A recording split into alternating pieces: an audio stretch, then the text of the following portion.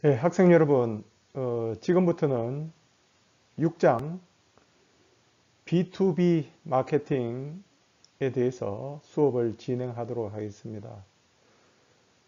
시장을 이해하는 관점에서 B2B 마케팅에 대해서 일단 뭐 제목은 마케팅이라 붙였지만 따지고 보면 뭐 B2B, 비즈니스 투 비즈니스, 기업 활동 뭐 이렇게 봐도 무방하지 않나 싶습니다. 6장에서 배울 내용들을 다음 슬라이드에서 자세하게 설명드립니다. 6장의 학습 목표는 크게 5가지가 있습니다. 첫 번째, B2B 업체들이 그들의 고객을 어떻게 바라보고 있는지에 대해서 알아봅니다. 세분화 과정이죠. 그러니까 여러 가지 B2B 상황이 있다는 것을 말씀을 드리고, 그 다음에 두 번째,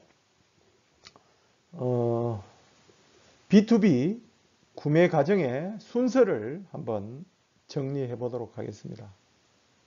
그 다음에 세 번째, 구매센터 내에서의 각 구성원의 역할에 대해서 한번 여러분과 함께 공부해 보도록 하겠습니다. 그리고 네 번째, 조직 문화의 여러 가지 유형을 한번 알아보도록 하겠습니다. 그리고 마지막으로 소비자 행동과 같이 여러 구매 상황을 한번, 그러니까 B2B 상황에서 구매할 수 있는 상황을 구체적으로 한번 파악해 보도록 하겠습니다. 이렇게 해서 계속해서 슬라이드를 진행하도록 하겠습니다. 다음 슬라이드 보시겠습니다. 이번 슬라이드에서는 그 리바이스 스트라우스, 그러니까 리바이스 스트라우스 청바지를 예를 들고 있습니다. 사례로. 그 리바이스 청바지 같은 경우는 그 세계 최고의 장수 기업이죠. 가장 오래된 청바지 생산업체입니다. 뭐 과거에는 청바지를 만들어서 이렇게 판매만 하는 게 끝이었지만 지금은 그 리바이스가 상당히 이제 장수 기업으로 살아남기 위해서 사회적, 윤리적, 지구 환경, 법적인 문제, 환경 문제에 대해서 관심을 갖고 있습니다. 청바지 한 벌이 생산이 되어서 폐기하는 데까지 소요되는 물의 양이 어마어마합니다. 그러니까 갤런으로 따지면 수명을 다할 때까지 약 900갤런의 물이 소비가 된다고 그럽니다. 그 900갤런을 리터로 따지면 약 36,000리터 정도 되겠죠. 그러니까 청바지를 생산하기 위한 목화면을 생산할 때 들어가는 물량과 청바지 제작 과정에서 그 염색을 하고 그 염색을 좀 빼고 부드럽게 하는 스톤와시 과정, 그리고 소비자가 그 청바지를 착용하고 세탁하는 데 들어가는 물까지 합쳐서 38,000리터가 넘는 물이 소비된다.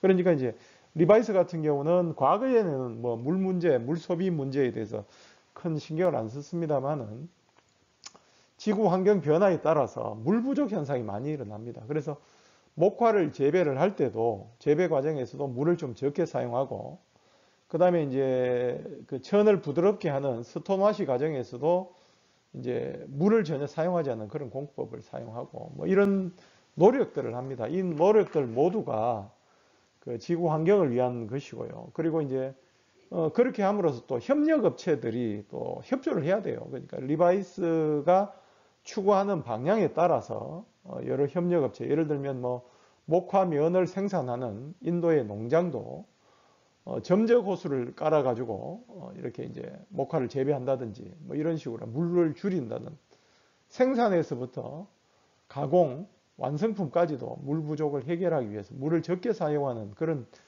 기업으로 지금 바꾸고 있습니다. 이렇게 하기 위해서는 기업 간의 관계, 즉 기업과 기업 간의 관계 관리, 관계 마케팅이 중요하겠죠. 이것이 이제 B2B 마케팅의 핵심이 아닌가 한번 생각을 해봅니다. 슬라이드. B2B 마케팅, 뭐 어떤 내용인지 뭐 여러분 알겠습니다만은 비즈니스 투 비즈니스를 B2B라고 합니다. 즉 제조업체가 물품을 생산을 하기 위해서는 혼자만이 그 비즈니스를 할 수가 없죠. 그러니까 이제 완성차인 현대자동차도 자동차를 생산하기 위해서는 여러 그 부품 공급 업체, 뭐 심지어 타이어 생산 업체, 그 다음에 엔진, 뭐 관련 시트 제작, 뭐 모든 업체에 그 물품 공급이 필요합니다. 그러니까 비즈니스와 비즈니스 간의 어떤 거래 행위, 마케팅 활동 행위가 일어나는 것이 이제 B2B고 거기에 따라 이루어지는 것이 B2B 마케팅이다. 이래 보시면 됩니다.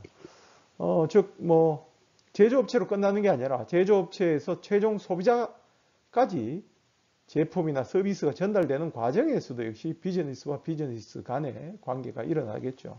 물론 최종 소비자는 컨슈머라고 할 수 있지만 뭐 각각의 과정에서도 또 최종 소비자가 조금씩 달라지는 경우가 있습니다. 제품마다 서비스마다 이런 것들도 한번 보시고 그러니까 이제 구매 조직과 판매 조직도 역시 비즈니스 투 비즈니스 연결됐다. 그러니까 구매 조직, 왼편에 구매 조직, 제조업체, 그 다음에 오른편에 판매 조직까지 전부 다 비즈니스 투 비즈니스 관계다. 이렇게 보시면 되겠습니다.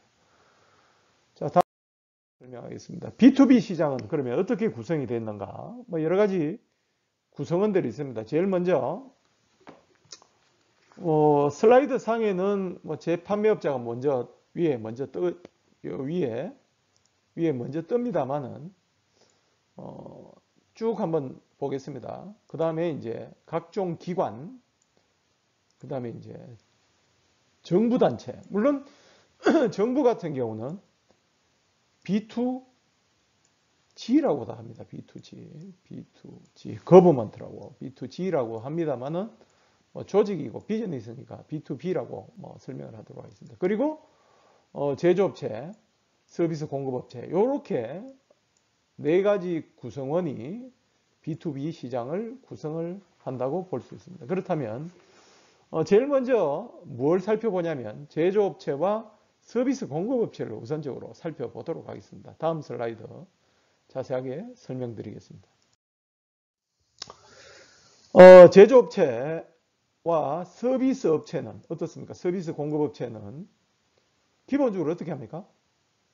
필요한 원료, 부품과 부속품을 구매하겠죠. 이게 이제 구매 조직입니다. 구매 조직. 그 다음에 그들의 완성품을 만들어서 판매한다. 이게 판매 조직입니다. 즉, 단순하게 보면 어떻습니까? 대기업을 중심으로 해서 원재료부터 최종 판매 단계까지 각각의 조직들이 구성이 되어 있습니다. 어떤 관계로? 물론 서플라이 체인 매니지먼트라는 공급망 관리를 통해서도 견고하게 구축이 되어 있습니다. 이 모든 것이 B2B 시장이라고 본다는 이야기입니다. 그러니까 여러분들 보시면 현대자동차뿐만 아니라 기아, 삼성전자 모두가 한번 봅시다. 삼성전자의 갤럭시 휴대폰에 여러 가지 모듈들이 들어가죠. 그죠? 카메라 모듈, 그다음에 이제 액정 등등 이런 모듈도 삼성전자가 독립적으로 모든 것을 생산하지 못합니다. 그러니까 원료업체, 부품업체를 통해서 제품을 구입을 하겠죠. 그리고 중국산 부품도 일부 들어가고 심지어는 또 인텔이나 그다음에 퀄컴사의 칩들도 삼성전자가 구입을 하게 됩니다. 이런 것들이 다 비즈니스 투 비즈니스 상황이라고 볼 수 있겠고, 그리고 이제 그들의 완성품을 판매하기 위해서는 어떻습니까? 제조업체가 모든 것을 다 관장을 할 수가 없습니다. 그렇기 때문에 운송업체라든지 심지어 이제 삼성전자 생산하는 제품을 삼성 디지털 플라자를 통해서 직영점을 통해서 판매하지만 하이마트라든지 아니면 통신사, 이동통신사를 통해서도 판매를 하죠. 역시 B2B라고 보시면 되겠습니다. 다음 슬라이드. 그 외에 또 재판매업자가 있죠. 재판매업자. 재판매업자는 뭡니까? 단순히 제조된 제품을 변경시키지 않고 팔고 다시 팔기 위해서, 그죠? 소매업체에 다시 팔기 위해서, 그러니까 마케팅 중간상의 역할을 하는 구성원이 재판매업자입니다. 재판매업자도 B2B 마케팅의 중요한 시장 구성원이라고 보시면 되겠습니다. 뭐 많은 형태의 재판매업자가 있습니다. 뭐 제록스가 생산한 복사기를 여러 가지 업체들이 구입을 해서 소비자에게 직접 판매하는 경우도 있고 리스 형태로 그죠? 또 월 사용료를 받고 또 복사기를 쓸 수 있도록 해주는 그런 것도 있습니다. 뭐 예를 들면 앞서 앞장에서 설명했던 포드 자동차의 뭐 재판매업자는 아니지만 집카와 포드 자동차가 MOU를 맺었기 때문에 그죠.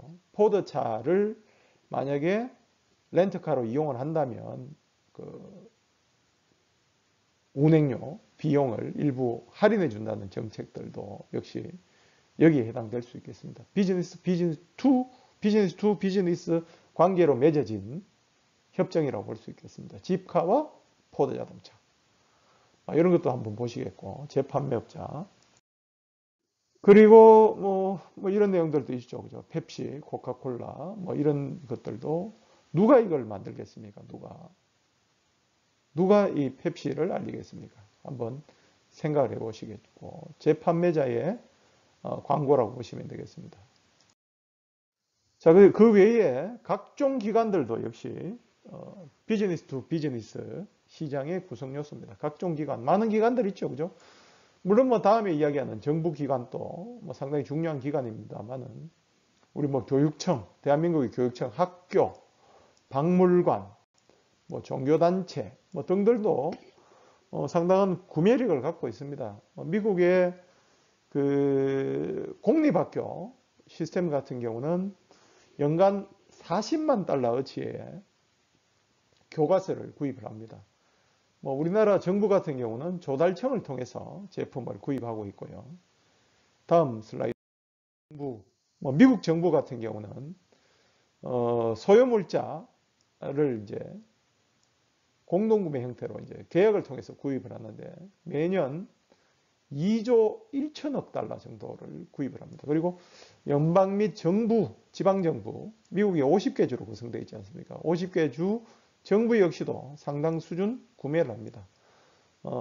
그래서 어떤 기업체들은 최종 소비자들을 상대로 물품을 판매하는 것이 아니라 이런 정부 단체를 특화해서 비즈니스를 하는 기업들도 있습니다. 그러니까 무기 같은 경우 국방부, 그러니까 미국의 펜타곤 전용으로 군수 물자를 공급을 하는 그런 비즈니스를 하는 기업들도 있다고 보시면 되겠습니다. 자, 그 다음 슬라이드 드리겠습니다.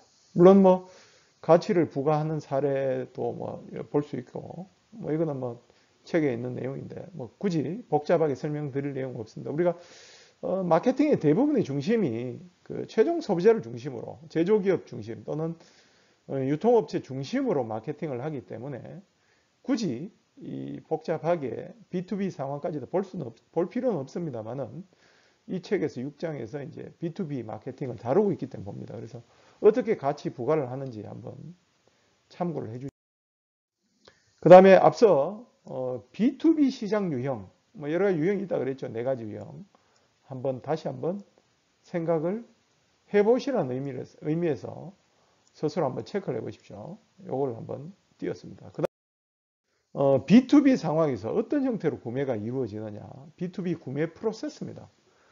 소비자 구매 행동과 좀 유사한 특징이 있죠. 그죠? 소비자 구매 행동과 의사결정은 유사한 특징이 있지만 기업 조직이죠. 그죠? 비즈니스 조직은 어떤 프로세스를 거쳐서 구매를 하는지에 대한 이야기를 한번 해보도록 하겠습니다. 자, 구매 프로세스는 다음과 같습니다. 제일 먼저 구매의 조직이 구매의 필요성을 인식을 합니다. 어떤 경우 필요성을 인식하겠습니까? 뭐 새학기가 됐습니다. 새학기의 학생들에게 교과서를 나눠줘야 됩니다. 무상교육이기 때문에. 그러니까 어떻게 됩니까?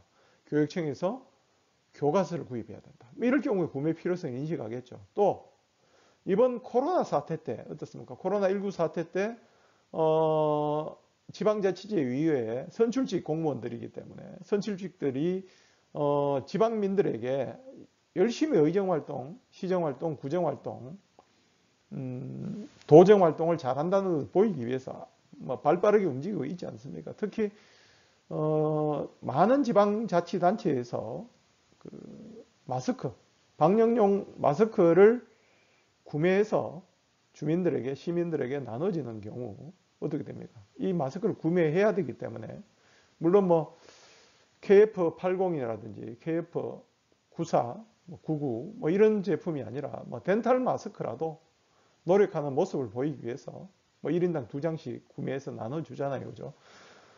시장이 그러니까 메이어가 필요해서 구입하는 게 아닙니다. 시공무원들 필요한 게 아니잖아요. 그죠? 시민들을 위해서 나눠준다. 이게 구매 필요성입니다. 예를 들면 이런 형태로 구매 필요성을 인식을 하게 되면 어떻게 됩니까? 구입할 제품에 대한 명세서를 작성을 하겠죠. 명세서를 작성을 하고 매매가 필요하다. 어떤 제품이 필요하다. 명세서를 작성을 하고 그 다음에 이 제품 구매에 대한 제안서 RFP를 작성을 합니다. RFP를 작성을 하고 그 다음에 제안서를 요청을 하면 이 이제 비즈니스 기업 조직에서 그 제안서에 따라서 쉽게 말하면 견적서, 제안서 얼마 가격에 어떻게 공급을 하겠다는 그 견적서, 제안서를 분석을 해보고 여러 업체에게 받겠죠. 여러 업체에 받아가지고 그것을 이제 제안서를 검토를 해봅니다. 어떤 조건인지, 어떻게 도착시켜 주는지, 운송비는 어떻게 하는지, 그 다음에 포장은 어떻게 하는지, 예를 들면 마스크 포장은 어떻게 하는지, 어떻게 실어 날라줄 것인지, 언제까지 가져다 둘 건지 여러 가지 기준에 따라서 제안을 하겠죠. 그 제안서를 분석을 하고 최종적으로 공급업체를 선정을 합니다. 선정을 하면 마지막으로 주문명세서를 제출하겠죠. 몇 가지를 우리에게 주시오. 주문명세서.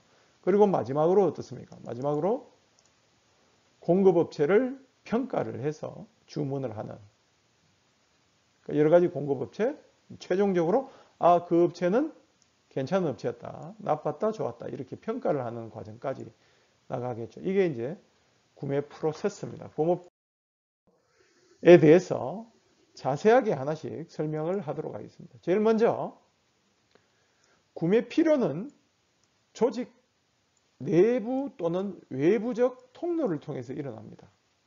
즉 수요의 인식이겠죠. 수요의 인식.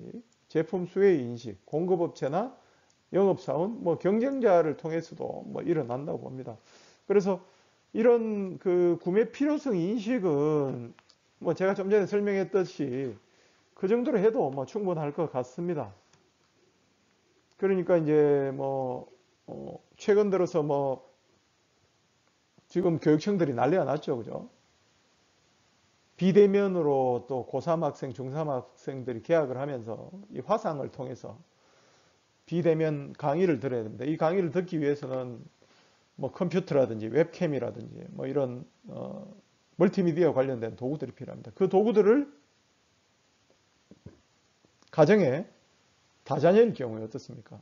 모든 가정이 웹캠, 마이크, 헤드셋 이런 거 구매를 못하니까 어떻게 됩니까? 교육청에서 지원을 해준다고 합니다. 지원을 해줘야 되면 어떻게 됩니까? 구매를 해야 되겠죠. 그죠?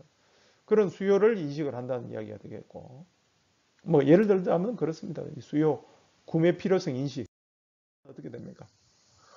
제품 명세서가 필요하죠. 그죠? 어떤 제품을 구체적으로 구입할 것인가 명세서. 그러니까 물론 뭐 이것은 이제 나중에 제안서를 작성하는 데 이용이 될 수 있는데 일단 필요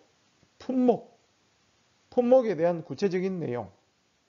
예를 들면 태블릿 PC에 뭐 필요한 뭐 전원 코드, 커버, 키보드, 헤드폰 뭐 등등. 그다음에 이제 나중에 PC가 고장 났을 때, 헤드셋이 고장 났을 때 2시간 내에, 24시간 내에 교체를 해준다는 여러 가지 조건들까지 나타나는 것이 이제 제품 명세서라고 할 수 있겠죠.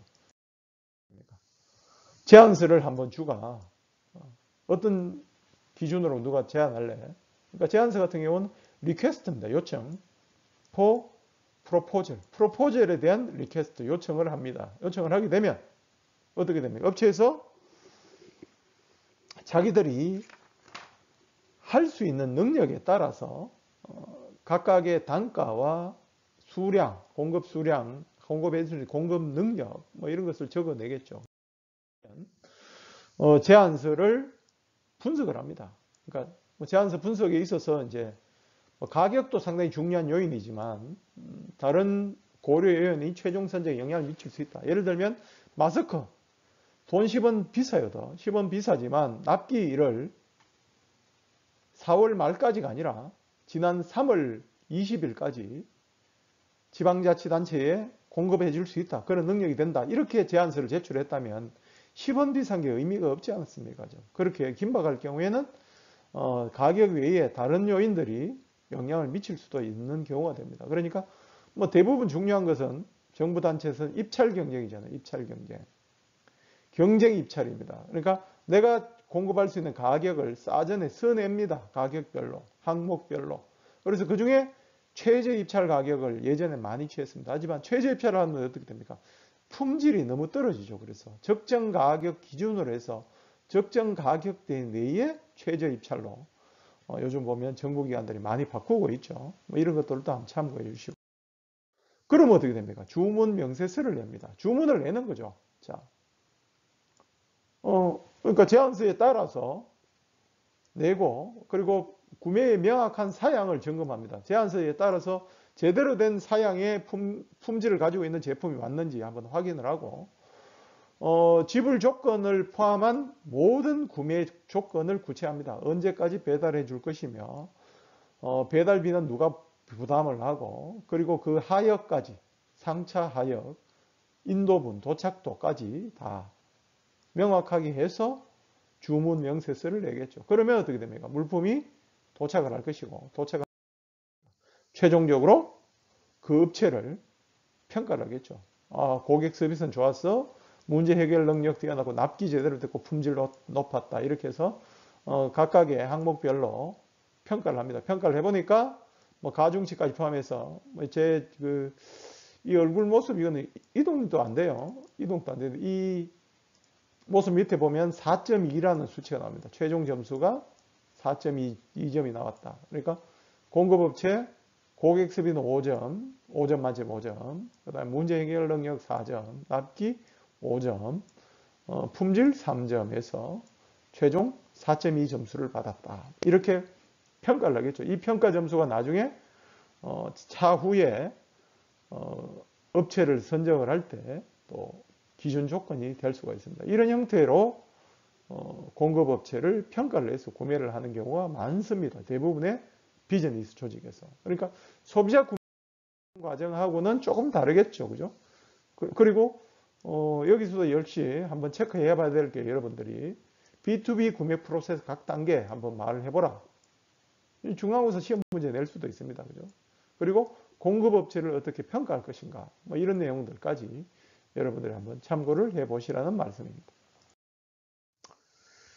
자, 그 다음에 이제 나오는 게 이제 구매센터입니다. 구매센터. 구매센터를 같은 경우 뭐예요? 뭐 예전으로 따지면 구매 결정에 책임을 지고 있는 조직, 이걸 말합니다. 어찌 보면 이제 도매상의 역할을 하는 조직체. 과거에는 어떻습니까? 이 소매업체가 지금처럼 이렇게 발전되지 않았기 때문에 생산자, 도매상, 소매상의 과정을 거쳐서 최종 소비자에게 제품이 전달됐습니다. 그 과정 속에서 도매상이 제조업체의 물품을 전부 구입을 해서 그것을 이제 공급을 했죠. 이게 이제 구매센터 역할이에요. 요즘 같은 경우 어떻습니까? 뭐 이마트 그룹, 이마트 전국에 이제 깔려 있는 이마트 매장의 구매센터는 누구죠? 이마트 본사의 구매부서라고 볼 수 있습니다. 물론 뭐 하이마트도 마찬가지고 홈플러스도 동일하다고 볼 수 있겠죠. 그죠? 이렇듯 이제 구매센터가 있고 구매센터의 구성원으로는 여러분 책 속에 보시면 이제 각각의 구성원들이 있습니다. 구성원들이 크게 이제 5가지 구성원들이 있습니다. 구매 제안자, 영향력 행사자, 구매 의사결정자, 구매자, 그 다음에 사용자, 게이트키퍼, 뭐 이렇게 있습니다. 그러니까 뭐 이마트처럼 소비재 같은 경우는 사용자가 없죠, 엄밀하면. 하지만은 내구재인 예를 들어서 현대자동차에서 공구나 기계 공구, 뭐 관련 조립 공정이 필요한 어떤 물품이 필요하다면 그 공구를 사용하는 것은 종업원이 되지 않겠습니까? 그러니까 종업원 이꼴 사용자가 되겠죠. 뭐 이런 내용입니다. 그래서 이게 B2B 상황이죠. 비즈니스 조직의 구매센터의 구성원에 대해서 이렇게 6가지로 설명합니다. 다음 슬라이드에서 각각 한 구성원별로 설명을 드리도록 하겠습니다. 자, 구매 제한자는 특정 제품 또는 서비스 구매를 제한하는 사람, 구매 제한자입니다. 영향력 행사자는 뭡니까? 최종 구매 결정을 함에 있어서 다른 구매센터의 동료들에게 영향을 미치는 사람이 영향력 행사자입니다. 영향력을 행사하는 사람이 있겠죠, 그죠? 그리고 또 어떤 사람? 구매 결정 전체 또는 부분 결정을 궁극적으로 내릴 수 있는 사람. 그러니까 이제 뭐 병원 같은 경우는 어떻습니까? 병원 같은 경우에 담당 의사, 뭐 나중에 예를 들면 설명할게요. 그 다음에 이제 구매자는 실제로 구입하는 데 필요한 서류를 작성하는 사람이 구매자입니다. 구매를 하는 사람이죠, 그죠? 제한자 이꼴 구매자가 될 수도 있습니다, 그죠? 제한자 이꼴 구매자. 그런데 이제 보통 보면 제한자와 조직 구성이 크기 때문에 이게 비즈니스 조직이기 때문에 구매 제한자와 구매자가 별개일 사람이 많죠, 그죠? 뭐 다른 의미에서 사용자 이꼴 구매자일 경우가 많을 수도 있죠. 사용자 이꼴 구매자. 자, 그 다음에 사용자는 해당 제품이나 서비스를 사용하는 사람이 사용자고, 그 다음에 게이트키퍼는 의사결정자나 영향력 행사자의 정보 제공이나 접근을 컨트롤할 수 있는 사람이 게이트키퍼입니다. 그러니까 문지기입니다. 문지기가 게이트키퍼죠. 각각의 예를 설명을 일단 드리고 다음 슬라이드 설명을 드리겠습니다. 책에서 보시면 이제 이 사례가 있어요. 겨울에 스키장에 갔습니다. 스노보드를 탔어요. 스노보드를 정말 열심히 타다가 스키어하고 부딪혀가지고 팔꿈치 뼈가 골절이 됐어요. 여러 개로 골절이 돼서 부서졌습니다. 부서져가지고 이제 병원에 갔습니다. 병원에 갔더니 담당 의사가 이 뼈를 붙이는 수술을 하려면 뼈를 고정시키는 핀과 나사가 필요하다. 의료용어로서는 나사가 필요하다고 이야기를 해요. 근데 이 나사를 구입을 해야 되는데 수술을 할래? 라고 묻죠. 뭐 수술을 하겠다 하면 어떻게 됩니까? 구매 제한은 주치의입니다. 주치의가 구매 제한을 합니다. 구매 제한을 하면 어떻게 됩니까? 주치의가 이제 이 나사와 핀에 대해서 이제 잘 모르지만 이 사람이 평소 어떻게 됩니까? 나사를 공급하는 의료 장비를 공급하는 회사의 뭐 특정 회사의 제품을 이용을 하고 있다면 그 이제 의료기 업체가 뭐 영향력 행사자가 될 수 있고, 그죠? 그리고 이제 그 영향력 행사자가 될 수 있고 또는 영업 사원이 또 영향력 행사자 될 수 있고, 최종적으로 어떻게 됩니까? 이제 의사 결정은 누가 합니까?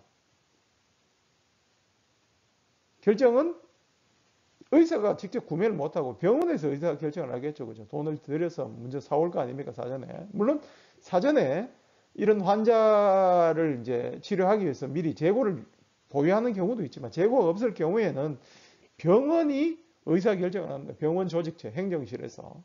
그리고 구매자는 어떻게 됩니까? 행정실에 구매 대행 직원이 있겠고, 사용자는 누구예요? 실질적으로 뼈 부러진 골절용 핀이나 나사 사용자는 다친 사람, 그러니까 뼈를 다친 스노보드를 타고 팔꿈치 뼈가 나간 사람이 사용자고, 게이트키퍼는 뭡니까?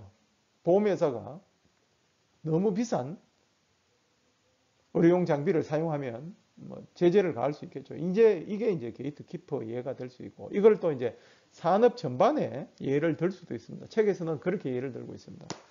그 다음에 이제 조직의 구매 문화에 대한 설명을 드리겠습니다. 조직 구매 문화는 뭐 여러 가지 조직 똑같습니다. 그렇죠. 모든 조직이 이제 민주형 조직이 있습니다. 민주형 조직. 그리고 자문형 조직이 있고, 합의형 조직이 있고, 독재형 조직이 있습니다.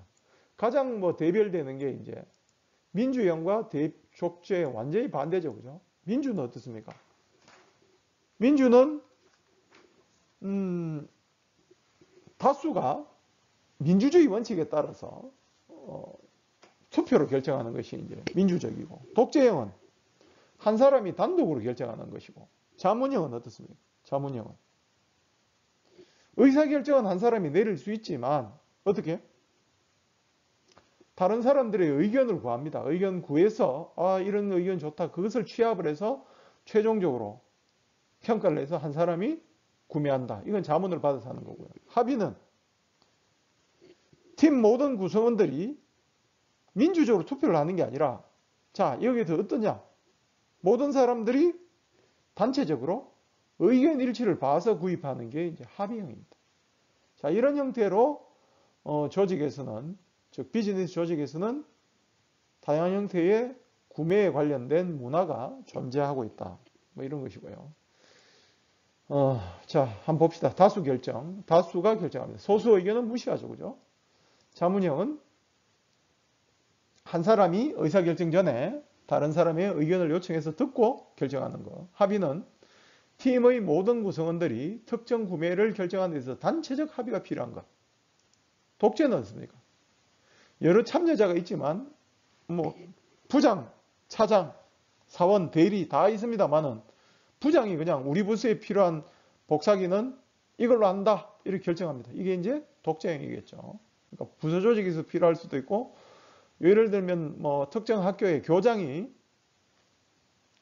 교사들, 사용할 교사들의 의견을 무시하고, 과거에 많이 그랬습니다. 독재적으로 제품을 구입하는 경우도 있었죠. 그죠? 이런 것들이 이제 독재형이라고 볼 수 있겠습니다. 자, 그 다음 이제 구매 상황입니다. 구매 상황. 어떤 구매 상황이 있느냐. 뭐 다양한 여러 가지 형태의 구매 상황이 있을 수 있습니다. 한번 보시겠습니다. 신규 구매. 그러니까 처음으로 새로운 제품을 구매하는 상황이 있을 수 있고, 단순 재구매도 있을 수 있고, 그 다음에 또 어떤 게 있죠? 수정 재구매도 있을 수 있고. 자, 신규 구매 같은 경우는 고객이 처음으로 서비스나 물건을 구매하는 경우, 비즈니스 조직입니다.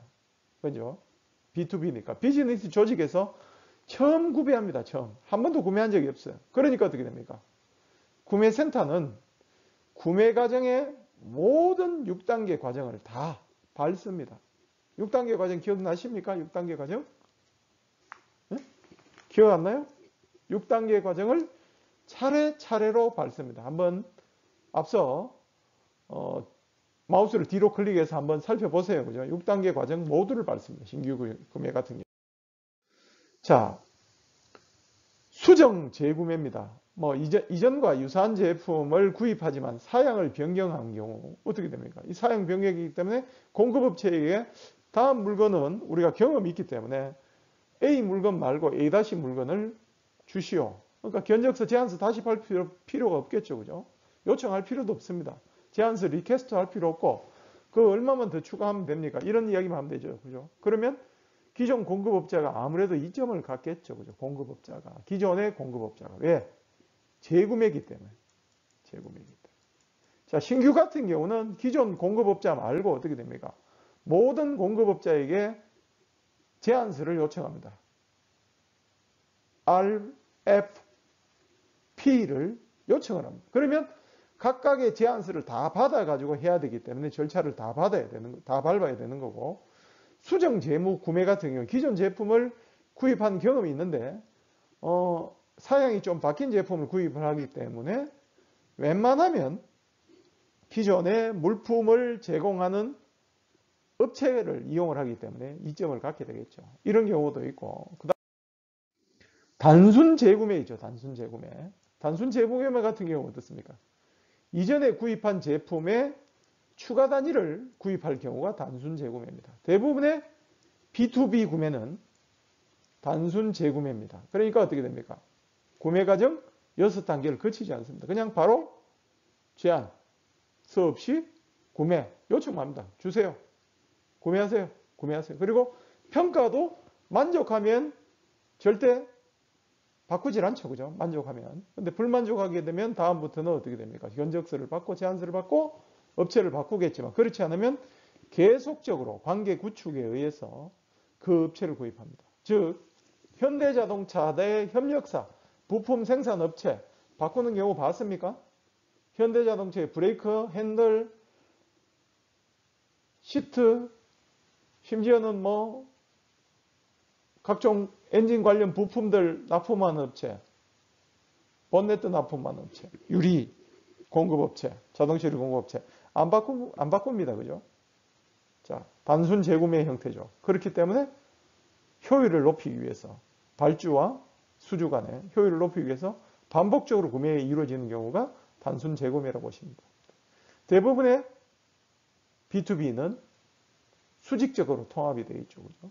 그러니까 현대, 안철수 지금 정치인이 항상 이야기하는 LG 동물원, 삼성 동물원 비판을 했지만 비판받을 요소는 아닙니다. 협력을 해야 돼요. 그죠? 공급업체와 제조업체와 판매업체가 내는 협력이 공고히 돼야 됩니다. 그래야 어떻게 됩니까? 불량률도 줄일 수 있고 세계적으로 경쟁력을 가질 수 있습니다. 세계와 싸우는 거예요. 국내와 싸우는 게 아니고 예속을 시키는 게 아닙니다. 제조업체를 1차 대기업에 예속을 시키는 게 아니에요. 이런 형태로 B2B 마케팅, 관계 마케팅이 일어난다고 보시면 되겠습니다.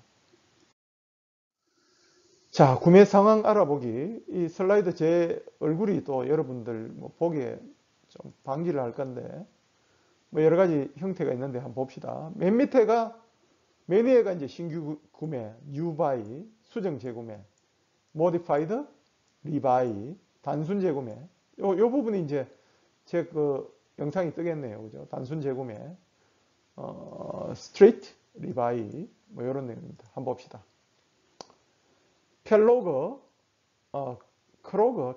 크로그 슈퍼마켓 관리자는 현재 필요한 점포의 상품의 재주문을 고려하고 있다. 그는 가격 양보와 품질 개선을 협상하고자 한다. 이 관리자는 무슨 상황일까요? 수정 재구매입니다. 그죠? 가격 조건을 좀 달리 해주가. 그러면 너 거 더 발주할게. 이런 이야기죠. 그다음 두 번째. 데니스는 공동 작업자와 의견을 나누고 있다.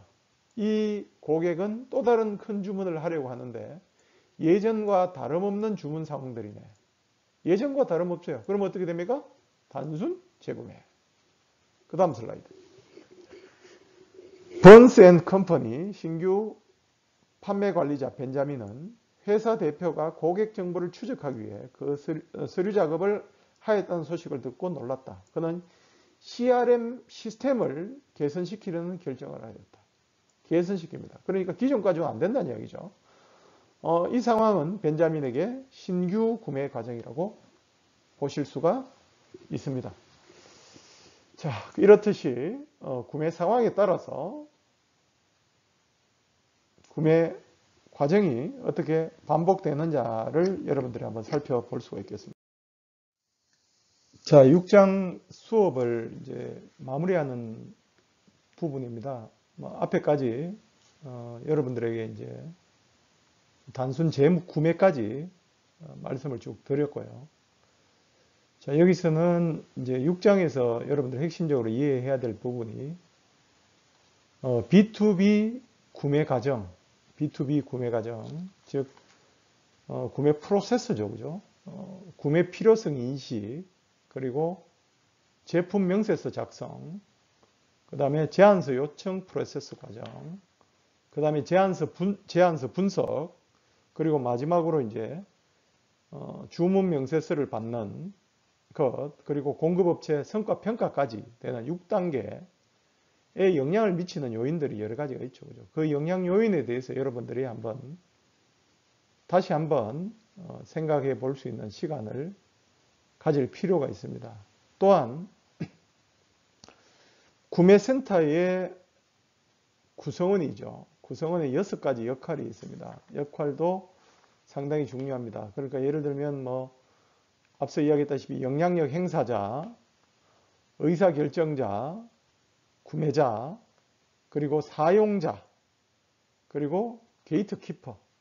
제일 먼저 나오는 게 뭡니까? 구매 제한자까지 구매센터의 구성원의 6가지 역할, 이것은 반드시 여러분들이 머릿속에 한번 넣어야 됩니다. 이게 이제 보통 보면 대부분의 뭐 중소기업뿐만 아니라 대기업들도 구매부에서 하는 의사결정을 내릴까지 이제 기업 내부 조직의 의사결정 과정이기 때문에 한 번쯤 여러분들이 생각해 보실 수 있겠고, 그 다음에 이제 뭐 최종적으로 여러분들이 또 기억하셔야 될 게 이제 신규 구매, 단순 구매, 단순 재구매, 그 다음에 수정 재구매, 뭐 이런들 점점의 차이. 앞선 슬라이드였어요. 그죠? 좀 전 슬라이드. 그 내용도 한번 여러분 스스로 한번 체크를 한번 해보시고, 그리고 또한 뭐 짧게 넘어갔습니다만은, 비즈니스 조직의 구매에 관련된 문화. 물론 뭐 구매 문화만 그런 문화가 되겠죠. 조직 자체가 좀 뭐 독재형도 있을 수가 있고, 뭐 민주형도 있을 수 있고, 자문형도 있을 수 있고, 합의형도 있을 수가 있습니다. 그래서 이러한 형태의 각각의 구매와 관련된 문화, 어떤 게 가장 효과적일까? 구매 의사결정에.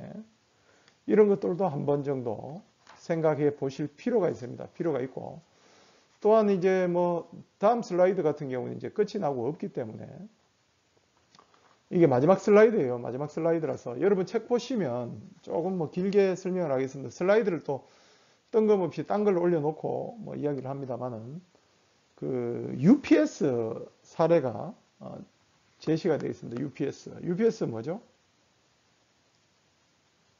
물류업체입니까? 택배? 배송업체? 세계적인 배송업체입니다. 물류업체. 경쟁사로 어떤 업체들이 있죠? UPS? 페덱스? DHL? USPS?